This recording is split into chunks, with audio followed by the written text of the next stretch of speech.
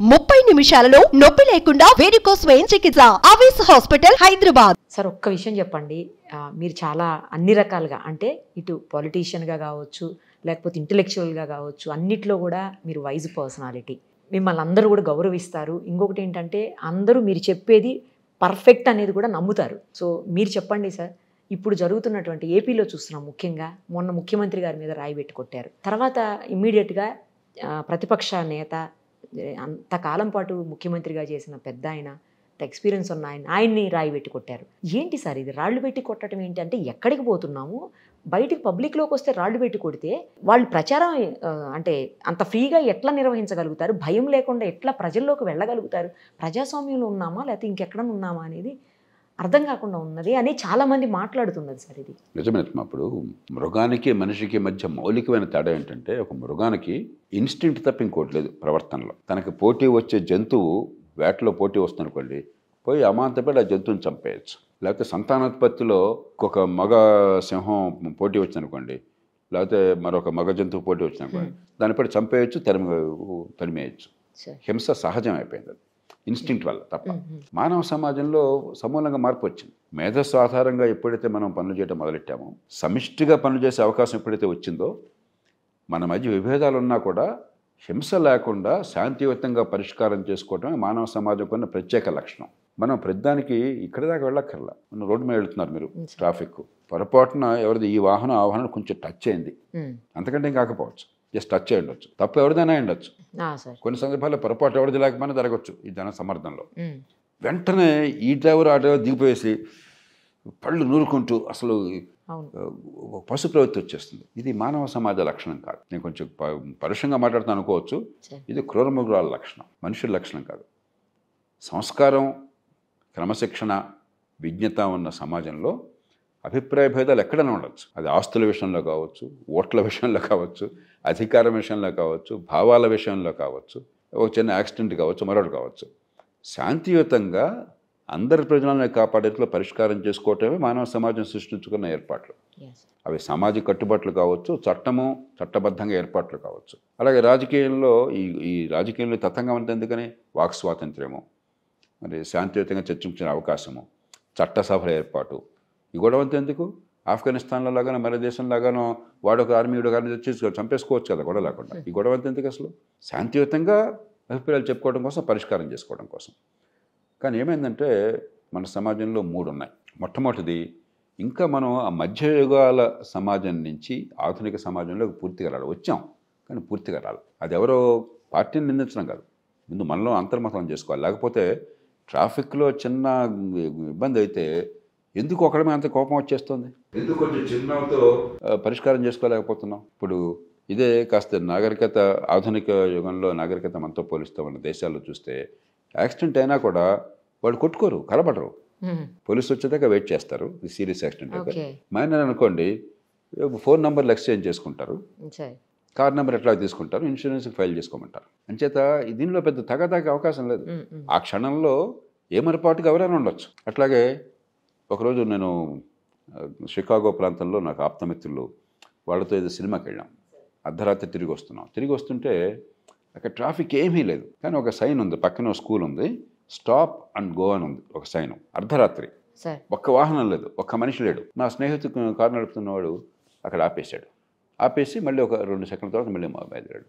ఎవరు లేరు కదా ఈశ్వర్ అన్నాను. ఇది రూల్ అంతే చెప్పి, ఇక్కడ స్కూల్ డిస్ట్రిక్ట్ హ్యాబిట్ అది ఆపేయాల్సిందంటే అర్ధరాత్రి అయినా కావచ్చు, ట్రాఫిక్ ఉండొచ్చు లేకపోవచ్చు అని చెప్పాను. అంటే ఏమిటిది? ఈ నిబంధన ఎందుకు ఉంది?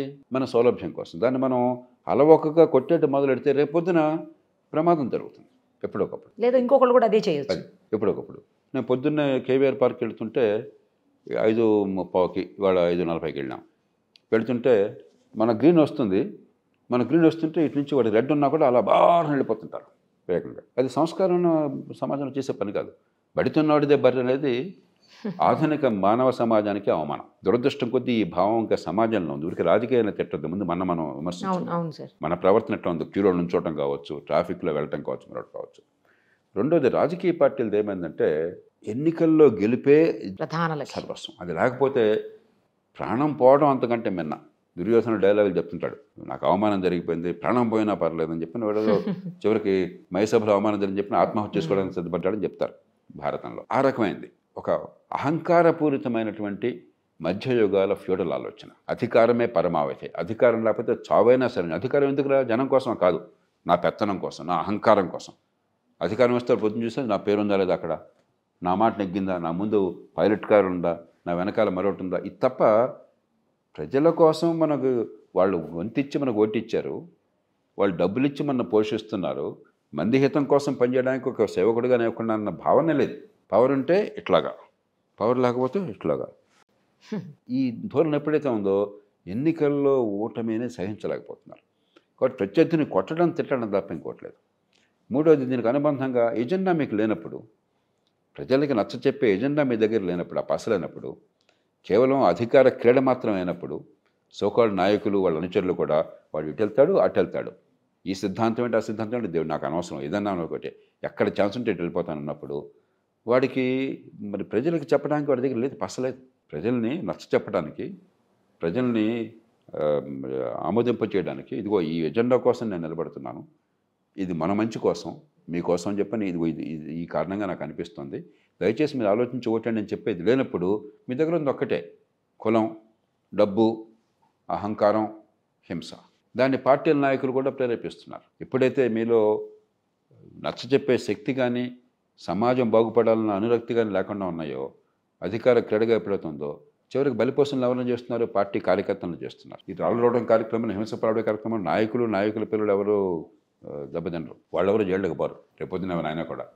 ఇలా బలిపరుసలు అయ్యేది సామాన్యులు, రెక్కాడితే డొక్కాడిన వాళ్ళు ఏదో అద్భుతం అనుకుని మా కులం అనం, మా వర్గం అనం, మా చోటా నాయకుడు అనుచరులు అనం, ఏదో పిచ్చిగా అనుకుని ఏదో గొప్పగా చేస్తున్నాం అన్న భావంతో వాళ్ళ కుటుంబాలను నాశనం చేసుకుంటున్నారు, వాళ్ళ జీవితాలు కర్పూరహారత అయిపోతున్నాయి, హింసకు పాల్పడి వీళ్ళు వాడిని హింసించుకుంటున్నారు. కాబట్టి ప్రజాస్వామ్యంలో ఒక దశలో ఉన్న ప్రజాస్వామ్యంలో ఉన్న అపశృతులు ఇవి.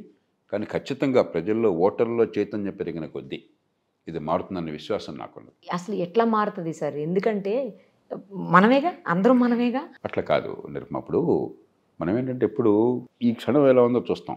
70 ఏళ్ల క్రితం ఎన్నికలు జరిగినప్పుడు ఈ దేశం అప్పుడు ఎన్నికలు జరిగినాయి కదా, జరిగాయి. ఎన్నికలంటే ఏం తెలియదు, పొలోమంటూ పోయి ఓటేయటం తప్ప అసలు పోటీయే లేదు. లేకపోతే అగ్రకులంలో ఆ ఊళ్ళో పెత్తందారు ఏ రకంగా చెప్తే ఆ రకంగా ఓటేయటం తప్ప ఆలోచన లేదు. కాబట్టి ప్రజాస్వామ్యం ఖచ్చితంగా గతంతో పోలిస్తే పరిణితి పెరుగుతోంది. కాకపోతే అనుకున్నంత పరిణితి పూర్తిగా రాలా. అంతేగాని ప్రజాస్వామ్యం బాగుపడడం లేదు, ప్రజల ఆలోచన పెరగటం లేదు అంటే చెడు మార్గంలో వెళ్తుంది అనేది వెళుతుంది. కానీ ఇప్పుడు నేను చెప్పేది చెడుతో పాటు మంచి కూడా జరుగుతోంది. ఈ మంచి చెడుని మనం నిరోధించగలగాలి. ఎందుకంటే ఆ మాత్రం కూడా ఓటర్లో చైతన్యం లేకపోతే పార్టీలు ప్రభుత్వాలు ఎంత విరవైపోయేవాళ్ళు. ఇవాళ చాలా నమ్రతతో ఉన్నారు, గమనించారు. ప్రజలతో డీల్ చేసినప్పుడు భయంతో, నమ్రతతో, ఎందుకంటే ప్రజలు ఎలా ఓటేస్తారో తెలియదు, వాళ్ళ మనసులో ఏ రకంగా భావం ఉంటుందో తెలియదు, మనం జాగ్రత్తగా ఉండాలని చెప్పిన భావం వచ్చింది. పూర్వం అట్లా ఉండేది కాదు. పూర్వం నాయకత్వానికి ఆ భయం లేదు అసలు. ఓకే. ప్రచారానికి వచ్చినప్పుడు కూడా ఊళ్ళో ఎవరో మూతపరి రైతుని ఒకటి కలిసేవాడు, పెద్ద మనిషి, ఆయన చెప్పేస్తే అంతా అయిపోయేది. ఇప్పుడు అది ఏమన్నా చూద్దాం, అసాధ్యం. కాబట్టి ప్రజాస్వామ్యంలో పరిణితి పెరుగుతోంది. కాకపోతే మనం కోరినంత వేగంగా ఇంకా రాలేదు, ఇంకా లోపాలు ఉన్నాయి. కాబట్టి ప్రజాస్వామ్యం సజీవంగా ఉన్నంత వరకు, పరిణితి పెరుగుతున్నంత వరకు ఇది మరింత బాగుపడుతుంది. కాకపోతే మరింత వేగంగా బాగుపడాలి, హింసలకు తావు లేకుండా ఉంటే. అందుకని నేను చాలా కాలం నుంచి నాలాంటి వాళ్ళు చేసే వాదన ఏమిటి, ఓటుకి నీ జీవితానికి మధ్య సంబంధం లేకపోతే, అర్థం కాకపోతే ఈ పిచ్చి ఎక్కువ ఉంటుంది. దానికి మార్గం స్థానిక ప్రభుత్వాలు. ఉదాహరణకి మనం ఎప్పుడైతే అధికారాన్ని కేంద్రీకరించామో ఈ సమస్యలు మరింత ఎక్కువ అవుతాయి. అదే స్థానికంగా అనుకోండి, ఈ హింసో, ఈ కులమో, వర్గమో పెద్ద పని చేయదు. అరే నాకు మంచినీళ్ళు వచ్చినా లేదా, ఇంటికి పని మాత్రమే, నా రోడ్డు బాగుందా లేదా, అసలు నా పిల్లవాడు స్కూల్కి వెళ్తున్నాడా, స్కూల్ బాగుందా లేదా, వీటి చుట్టూ చర్చ జరుగుతుంది. అది దాంతో సంబంధం లేనటువంటిది మరి దేశంలోనూ రాష్ట్రంలోనూ ఈ పార్టీ ఆ పార్టీ, ఈ కులం ఆ కులం జరుగుతున్నప్పుడు ఇక జీవితం మర్చిపోతాం. అప్పుడు ట్రైబల్స్ అయిపోతాం. ట్రైబల్ సమాజంగా ఏమైనప్పుడు నా తెగ వాడి తెగ, ఇక తెగల మధ్య పోరాటం. అలా కాకుండా ఇండివిజువేషన్ అంటాం.